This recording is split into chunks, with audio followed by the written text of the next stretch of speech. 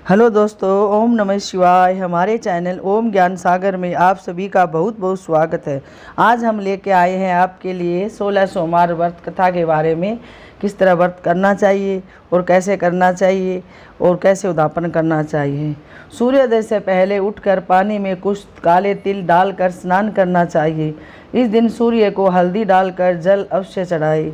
अब भगवान शिव की उपासना करें। सबसे पहले तांबे के पात्र में शिवलिंग रखें और भगवान शिव का अभिषेक जल या गंगा जल से होता है।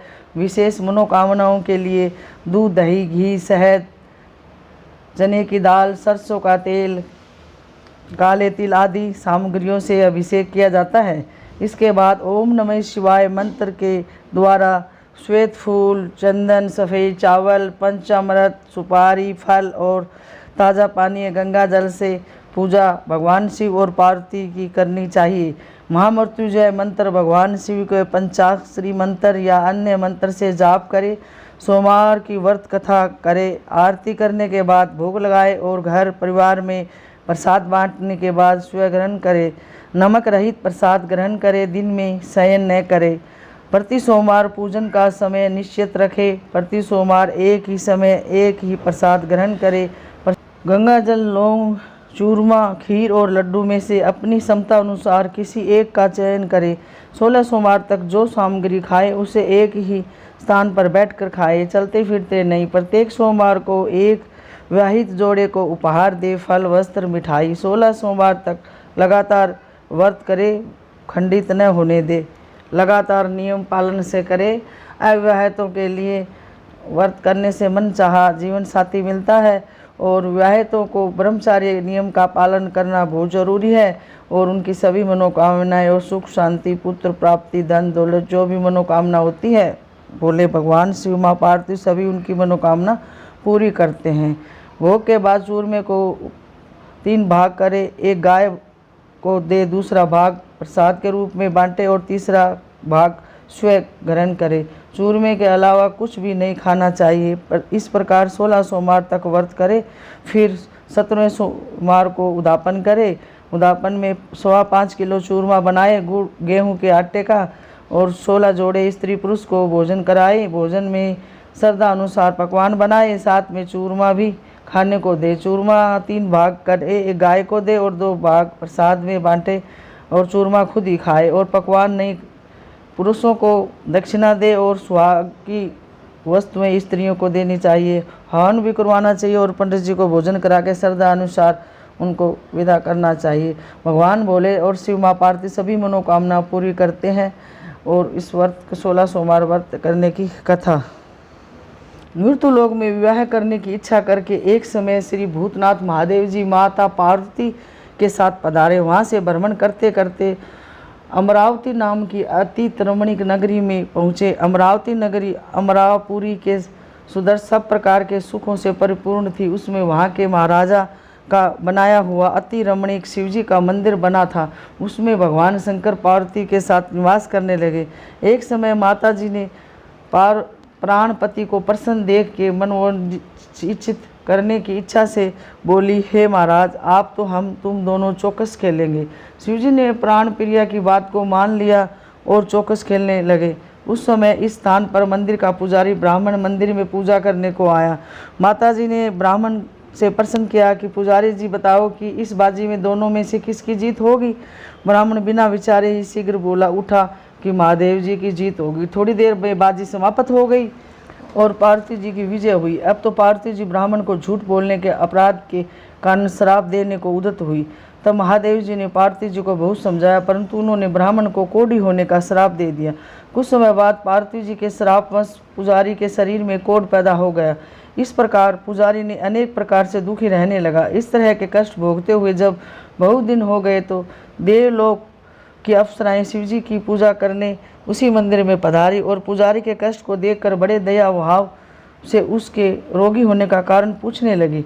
पुजारी जी ने निसंकोच सब बातें उन्हें कह दी। वे अप्सराएं बोली, हे पुजारी, अब तुम अधिक दुखी मत होना, भगवान शिवजी तुम्हारे कष्ट को दूर कर देंगे। तुम सब बातों में श्रेष्ठ सोमवार का व्रत भक्ति भाव से करो।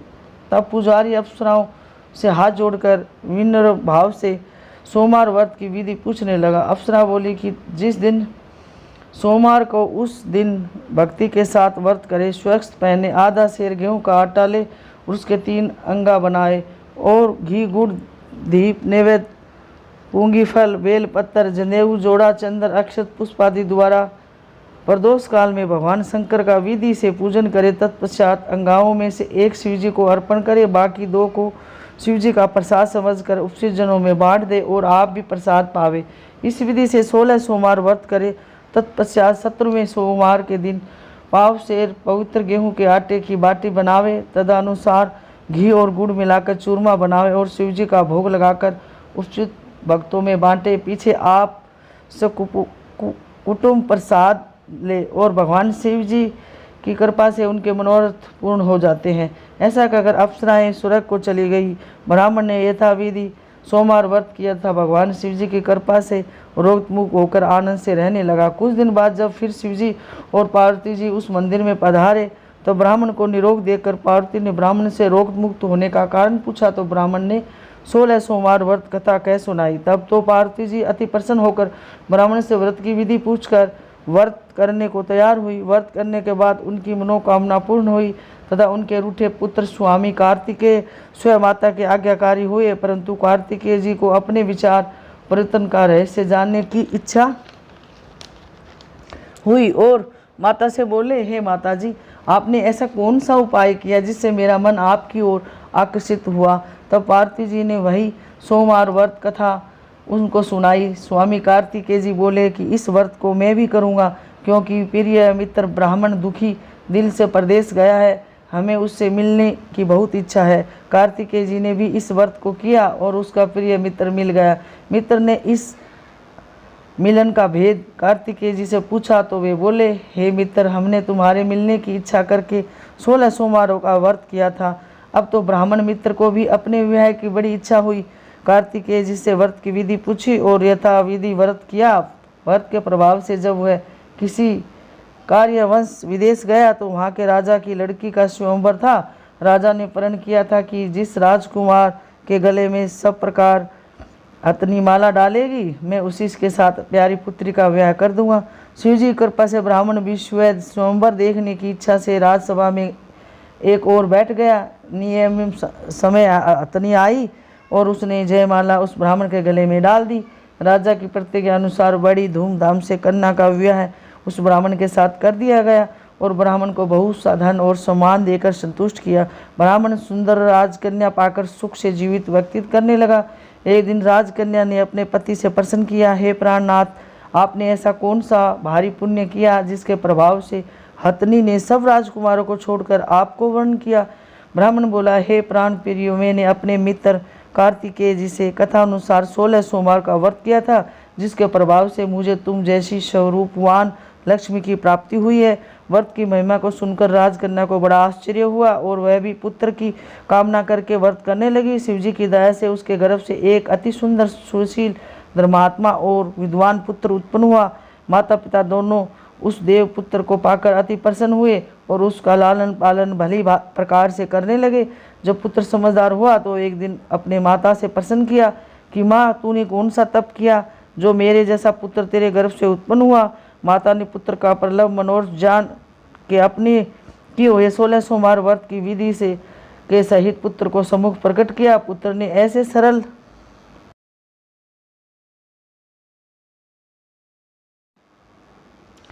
व्रत को सब तरह के मनोरथ पूर्ण करने वाला सुना तो वह भी इस व्रत को राज्य अधिकार पाने की इच्छा से हर सोमवार को यथाविधि व्रत करने लगा। उसी समय एक देश के वृद्ध राजा के दूतों ने आकर उसकी एक राजकन्या के लिए वर्ण किया। राजा ने अपनी पुत्री का विवाह ऐसे सर्वगुण संपन्न ब्राह्मण युक्त के साथ करके बड़ा सुख प्राप्त किया। वृद्ध राजा के दिग्गज हो जाने पर यही ब्राह्मण बालक गद्दी पर बिठाया गया, क्योंकि दिग्गज भूप के कोई पुत्र नहीं था और राज्य का अधिकारी होकर भी वह ब्राह्मण पुत्र अपने 16 सोमवार के व्रत को करा रहा था। जब 17वां सोमवार आया तो विप्र पुत्र ने अपनी प्रियतमा से सब पूजन सामग्री लेकर शिवालय में चलने के लिए कहा, परंतु प्रियतमा ने उसकी आज्ञा की परवाह नहीं की। दास दासियों द्वारा सब सामग्रियां शिवालय में भिजवा दी और आप नहीं गई। जब राजा ने शिवजी का पूजन समाप्त किया, तब एक आकाशवाणी राजा के प्रति हुई। राजा ने सुना कि हे राजा, अपनी इस रानी को राजमहल से निकाल दे, नहीं तो तेरा सर्वनाश कर देगी। वाणी को सुनकर राजा के आश्चर्य का ठिकाना नहीं रहा और तत्काल मंत्री ग्रह में आकर अपने सभा में बुलाकर पूछने लगा कि हे मंत्रियों, मुझे आज शिवजी की वाणी हुई है कि राजा तू अपनी इस रानी को निकाल दे, नहीं तो ये तेरा सर्वनाश कर देगी। मंत्री आदि सब बड़े विषम और दुख में डूब गए, क्योंकि जिस कन्या के साथ राज मिला राजा उसी को निकालने का जाल रचता है, यह कैसे हो सकेगा। अंत में राजा ने उसे अपने यहाँ से निकाल दिया। रानी दुखी हृदय भाग्य को कोसती हुई नगर के बाहर हुई, बिना पद कारण फटे वस्त्र पहने भूख से दुखी धीरे धीरे चलकर एक नगर में पहुंची। वहां एक बुढ़िया सूत काट कर बेचने को जाती थी।